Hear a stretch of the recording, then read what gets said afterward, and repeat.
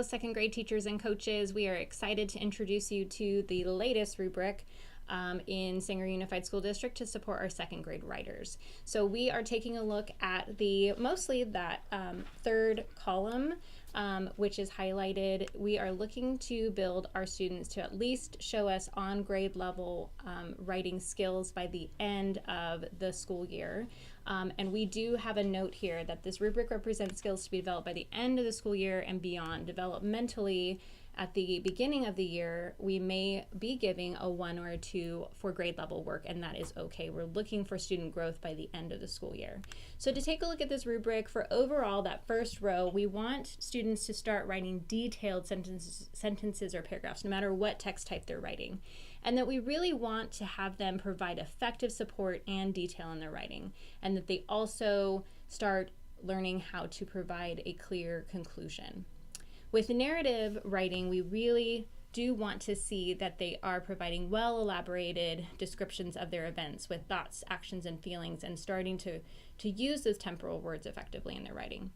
With informative, we have an introduction of the topic, and they must provide some sort of explanation of whatever topic that is that they're studying, and that we want them to support their informative writing with facts and definitions.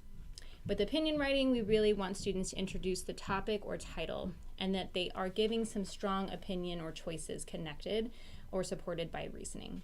We are going to be collecting some samples, especially at our calibration day and the next couple years, to link some student samples here so that you can get a clearer picture of what a 3 looks like or a 2 looks like for second grade. But just again, don't forget that we want to score writing separately from language convention. So we're going to scroll down and take a look at our second rubric.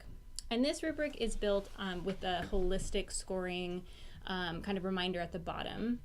So we want to consider the proportion of errors to the amount of writing done well, and then basic errors are more heavily weighted than higher level errors.